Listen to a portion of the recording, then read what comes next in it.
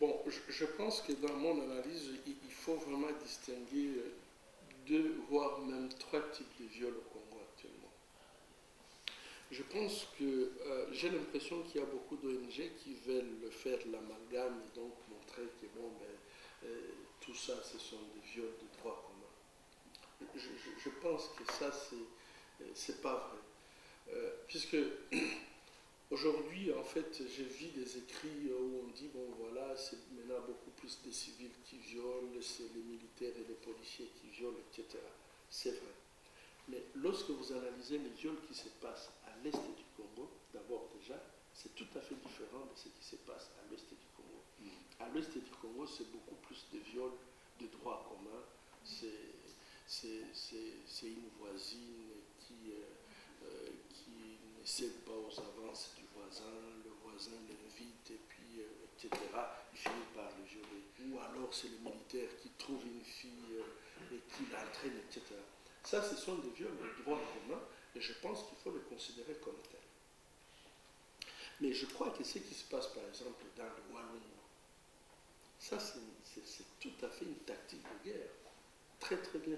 Et je ne peux plus continuer à croire que ce n'est pas planifié. Moi, je trouve qu'il y a trois points qui m'amènent quand même à penser que c'est vraiment une tactique de guerre.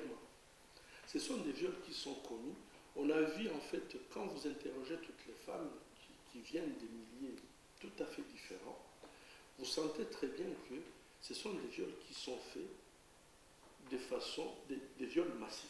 Donc, on prend tout un village en embuscade. C'est un village qui est encerclé par des bandes armées, et là, on trie, on prend les femmes. Donc, c'est massif, puisque bon, ben, ça concerne toute une communauté. Deuxièmement, ces femmes et tous ceux qui sont pris en otage, ils ont cette habitude-là, soit de les regrouper à un endroit, ou alors ils font de case à case. Mais ils sont violés publiquement. Et après avoir été violés publiquement, on demande aux membres de la famille de participer d'une façon ou d'une autre à ces viols. Avec des déclarations, bon, c'est votre mère, on vous dit, mais considérez que depuis aujourd'hui, ce n'est plus votre mère.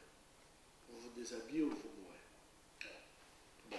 Et je pense que même s'il n'y aura pas pénétration, mais un fils qu'on oblige de se déshabiller, on déshabille sa mère, et que la mère dit à son fils, tu les fais ou tu meurs, vous comprenez déjà que le but recherché, c'est tout à fait autre chose. Ouais. Donc, ce sont des viols qui sont... la méthodologie, vous allez trouver que chaque groupe armé a sa façon de faire. Comment? Tous, ils font le viol, mais vous allez trouver qu'ils ont des méthodes différentes d'humilier et de déshumaniser leurs victimes. C'est ainsi que vous allez trouver des groupes qui violent, mais après avoir violé, ils introduisent des objets dans l'appareil génital, d'autres ils vont brûler. Et nous, au niveau de l'hôpital, par exemple, une femme peut raconter son histoire. Après avoir raconté son histoire, on peut très bien lui dire, vous venez de tel endroit. Puisqu'on sait très bien que les groupes qui opèrent dans cet endroit, c'est comme ça qu'ils font. Ce sont des viols qui sont systématiques. Et je pense qu'ils sont systématisés dans le sens qu'ils ne prennent pas les femmes en activité génitale pour dire qu'il y a un désir sexuel quelconque, mais vous allez trouver des enfants, des vieillards, des femmes qui ont l'âge de 80 ans, des petits-enfants de 3 ans. Et donc, tout ça, c'est essayer de produire le maximum, en fait, de traumatisme ou de destruction auprès de la victime, mais aussi de son entourage. Parce que lorsque vous assistez au viol de votre enfant de 3 ans, après vous n'êtes pas normal. Ça va de soi. Et j'ai vu les vieilles femmes, lorsqu'elles ont été violées, souvent elles refusent soit de vivre, soit de retourner dans le village, puisqu'elles n'ont plus le courage d'aller voir leurs petits-enfants, voir leurs gendres, etc. Mais qu'est-ce que ça produit? Ça produit le déplacement massif de la population. Et là, c'est un fait de guerre. quand les gens doivent quitter leur milieu naturel, ils laissent les champs, ils laissent le bétail, ils laissent tout ce qu'ils avaient, les maisons, etc. Et ils deviennent des déplacés internes. Qu'est-ce qu'ils fouillent? Il n'écrit pas, mais il fouille la violence sexuelle, il fuit le sexe. Ça devient tout à fait une arme et qui fonctionne très bien. Et on sait qu'après, les violeurs, ils restent dans le village, ils exploitent à leur aise les minéraux, les ressources agricoles, etc. Ils occupent finalement le village où ils restent en maître. Celui qui veut rester là, il accepte la règle de la terreur et donc les prix à payer, donc vous ne me tuez pas, mais je fais ce que vous voulez. Bon, donc je crois que ça c'est déjà un fait de guerre. Deuxième fait de guerre, je crois que la réduction, par exemple, de la population locale. Dans ces viols-là, non seulement, moi je n'arrivais pas à comprendre au début, après avoir violé une femme, pourquoi vous allez tirer, bon, vous tirez tangentiellement, ou vous voulez détruire l'appareil génital, pourquoi? Mais je crois qu'on peut avoir l'impression que ce n'est pas planifié, mais pourquoi? Pourquoi cette bestialité? Je pense que, aujourd'hui, je ne suis pas loin de penser qu'il s'attaque tout simplement à la vie. Et la vie, est représentée par l'appareil génital. Et pourquoi ils doivent s'attaquer à l'appareil génital de la femme? Jusque-là, je disais, bon, bah, ils s'attaquent à l'appareil génital de la femme, puisque finalement, lorsque vous détruisez les femmes, même si vous laissez les hommes, lorsqu'ils meurent, il n'y a plus personne. Lorsque vous laissez les femmes en vie et vous détruisez les hommes, après un certain temps, toutes ces femmes peuvent encore reproduire d'autres êtres humains, même s'il y a un nombre d'hommes réduit, mais l'inverse n'est pas vrai. Donc, ce n'est pas tout à fait bête comme raisonnement. Parce que lorsqu'ils détruisent comme ça les femmes, de toute façon, donc la démographie va baisser d'elle-même après un certain nombre d'années. Il y a une perte identitaire, non seulement individuelle, mais aussi communautaire.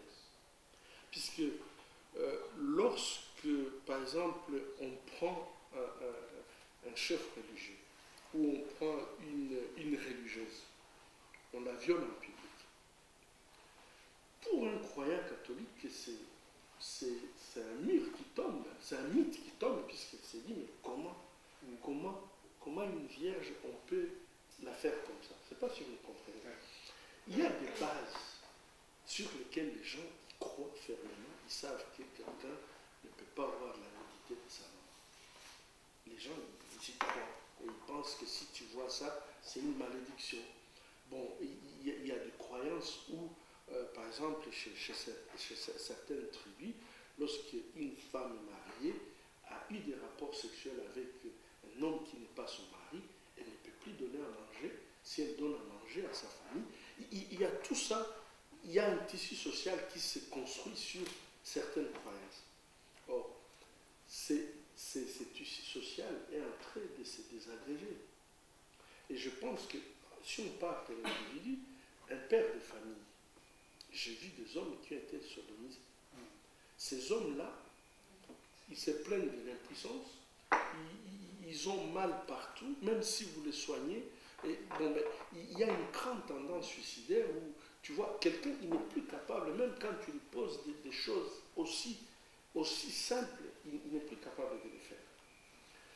Et je viens d'observer que ces phénomènes que j'observais chez les femmes, je suis en train de l'observer aussi chez certaines filles. J'ai une fille qui était violée, une femme qui était violée, elle était encore jeune mariée, on lui a donné la tête de son mari, et là, elle s'est promenée avec ça pendant 3 jours. On l'a sortie de l'hôpital, elle n'a jamais voulu partir. Elle partait, elle revenait, elle avait toujours des symptômes bizarres.